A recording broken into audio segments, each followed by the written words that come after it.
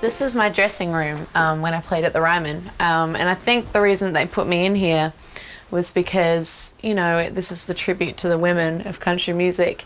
And as you can see, Patsy Cline, Loretta Lynn, Dolly Parton, Tammy Wynette, all these people are on the wall, and this is like, I guess, the Ryman's little tribute to them and the women of country music. So it was kind of cool that they put me in this room. So put us in the moment. You had all your bags and you came up here to your little room to get ready before you're going to sing on the Grand Ole Opry at the Ryman Auditorium. Like, is this when you knew it was real? When you got here and you thought, I'm going out, or did it not actually hit you until you walked out and saw the people? It never hits me until I get right on the side of the stage with the guitar and I'm just about to walk out and I hear, ladies and gentlemen, Catherine Britt. I go, oh my gosh, can I sing? Yeah, that's me. I can't remember if I can sing. I forget just before I do that. It kills me every time. I get so nervous.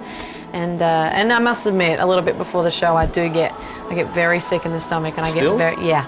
Every time. Is it great to be around so many other good singers and musicians, or daunting? Yeah, a little bit of both, I think. You know, you kind of feel like, am I good enough? I mean, Nashville, it's really like, you know, selling ice to the Eskimos. I mean, you really, seriously, they have so many of you, and there's so many people who can do what you do and play what you play and sing what you sing, and it is very intimidating. But at the same time, it's very comforting because it's almost like you're surrounded by your people, you know, people who understand you, and they're trying to do the same thing that you're doing. What would you miss if you turned it all off tomorrow and went home? What would you miss about Nashville? Everything. Really? I love Nashville, yeah. Nashville has really, really almost become my everything as a lifestyle now. I mean, I really do fit in now that I've been spending time here. I fit in and I enjoy the food and I enjoy the people, and you kind of get used to it, and it becomes, you know, your whole world. And I don't think I could go home. If I got dropped from my record label, if something happened like that, I'd just stay here and keep going. I just would not let it beat me. I would conquer it. Coming up. What's been your favourite live show you've ever done? There's been so many amazing moments on stage that I can't even think what was my favourite. That's where I live. That's the only place in the world that I feel at home. And when I'm down here and hanging out, yeah, I feel okay, but I don't feel as comfortable as when I get up on stage. Ladies and gentlemen, please to the wall,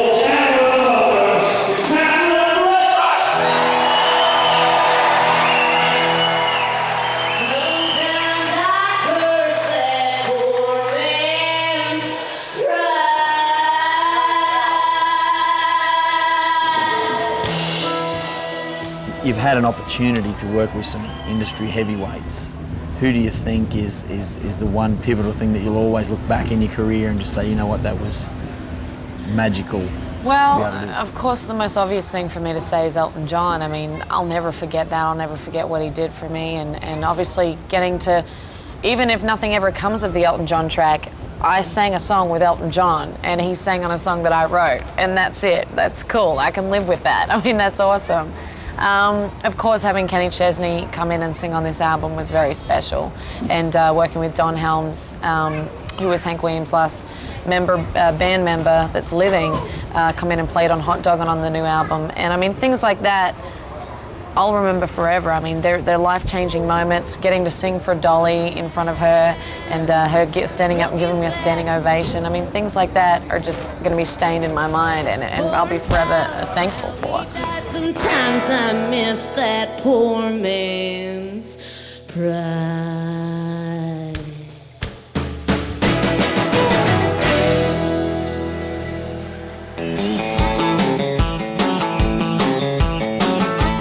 How different is recording in America to your first album in Australia? Number one, money. I mean, seriously, my first record in Australia was, what, $10,000? I mean, I don't even know the budget of this record over here, but I can't even imagine to start to begin. You've got, you know, the producers have to be paid, the engineers have to be paid, the musicians who have got all the A-team guys on. Whereas in Australia, we did it with Bill Chambers, and he just, you know, kind of hooked us up and got us some sweet deals. But when you have a budget, then that is kind of never-ending with a record label, it's a big difference, I think. I need my guitar for this one. This one is something. You guys reckon I could do a bit of Keith Urban?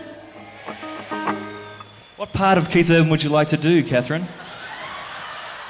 Nicole Part that might have Nicole's some... not doing. So what do you think kept you going through the hard times when you got to Nashville? Probably the thing I turned to the most was songwriting. I would just kind of use those sad moments as creative times. I remember one night just waking up, as you do with jet lag, you wake up in the middle of the night and Catherine was asleep there, and I remember just thinking, you know, I'm going to lose control of all of this now, she's going to be over here. And I remember just shedding a few tears at that stage and ringing up Anne at home and just saying, you know, you think we're having fun over here, but this is intense, this is pretty emotional stuff. I say I love you too, but I don't feel it anymore. It really isn't a whole other world over here, and you've got to do these bars and get up and play for tips. You don't get paid, you come in and you play your heart out for 4 hours and you pay for tips, and that's what I've been doing for the last couple of years to pay my bills. You know, I do demo singing on the side for songwriters and things like that. Do you feel now like you've paid more of your dues and you... I think as time passes that I do. You know, in the beginning it happened so fast for me. It was like bam, bam, bam, and it was like I worked so hard and made those early records, you know, with our own money, and I did work hard, but it still felt like it came a little easy until I got to America. I kind of came into it thinking, oh, I got a big record deal on the biggest label in town and I'm good, you know, I'm set, let's go. But it just doesn't happen that way. I mean, it takes a lot of hard work. I remember that's when you stopped taking my calls. So I remember exactly. No, that was way before that for you. Dusty smiles and heartbreak cures cannot fix what you endure.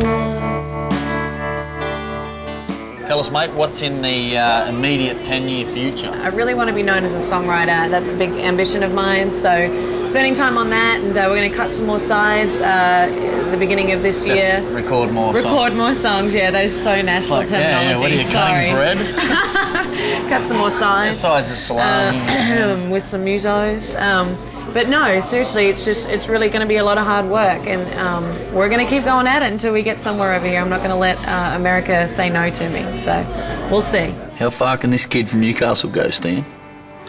Well, the thing about Catherine is I don't believe there are any limits on Catherine, and we need to get that right record or two on radio, and I firmly believe she will explode. I don't think this is an artist who will sell 5,000 records a week or 10,000. I think this is an artist that can be into triple digits. I don't think there's any question about success. I just think it's a matter of when, because it's coming.